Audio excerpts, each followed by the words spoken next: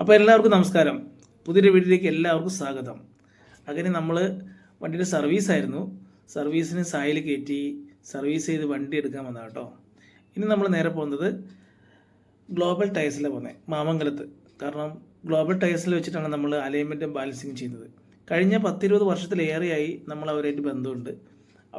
അവിടുത്തെ owner, management, എല്ലാവരുമായിട്ട് staff എല്ലാവരുമായിട്ടും വളരെ നല്ല റിലേഷൻഷിപ്പാണ്. കാരണം നല്ല സർവീസാണ് പലരുടെ അടുത്ത് മാമംഗലം ഗ്ലോബൽ ടയർസ്. നമ്മളോട് വന്നപ്പോൾ തന്നെ വണ്ടി അകത്തേക്ക് കയറ്റി. പിന്നെ അവിടുത്തെ ഓരോരോ പ്രൊസീജിയർ ഉണ്ട്, അതനുസരിച്ച് നമുക്ക് പെട്ടെന്ന് തന്നെ നമുക്ക് ഇത്രയും പരിചയമുള്ളതുകൊണ്ട് തന്നെ നമ്മുടെ ഒരു പരിഗണന തരാറുണ്ട്. അധികം നമ്മൾ വൈകിക്കാറില്ല. അതുപോലെ തന്നെ നമുക്ക് നല്ലൊരു സർവീസ് തരുന്നുണ്ട്. നമ്മൾ ചെല്ലുമ്പോൾ നമ്മൾക്ക് അധികം ടോണിയാണ് കേട്ടോ. ഇതാണ് ടോണി കുറേ വർഷങ്ങളായി അവിടുത്തെ സീനിയർ ടെക്നീഷ്യനാണ്. ടോണിയാണ് നമ്മുടെ വണ്ടി ഡീൽ ചെയ്യുന്നത്.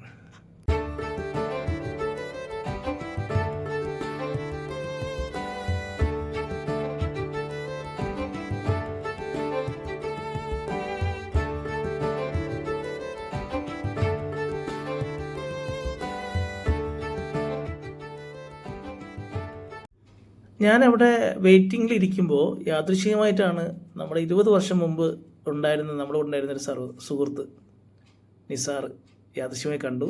നിസാറിൻ്റെ കൂടെ ഒരു സെൽഫിയൊക്കെ എടുത്തു. നമ്പറൊക്കെ കൈമാറി നിസാർ പോയിട്ടാ. അങ്ങനെ ഞാൻ പിന്നെ ഷിജുവിൻ്റെ അടുത്തേക്ക് വന്നു.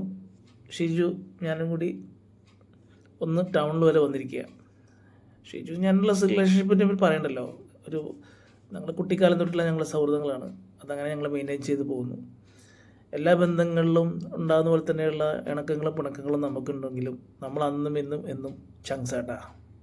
അതാണ് ബന്ധത്തിൻ്റെ തീവ്രത. അവിടുന്ന് ഞാൻ നേരെ എടപ്പള്ളിയിലെ പ്രസിദ്ധമായ ചർച്ചുണ്ട്, എടപ്പള്ളി ചർച്ച്.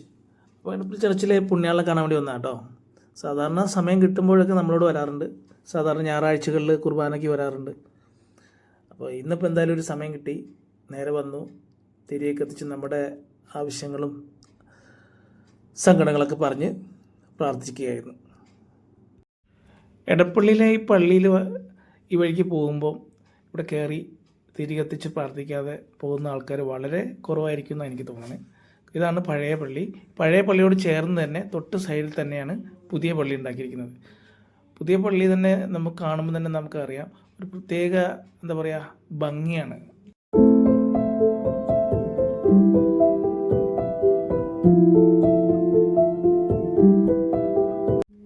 അപ്പോൾ നമുക്ക് പുതിയൊരു വീഡിയോ ആയിട്ട് പുതിയ വിശേഷങ്ങളുമായിട്ട് നമുക്ക് നാളെ കാണാം.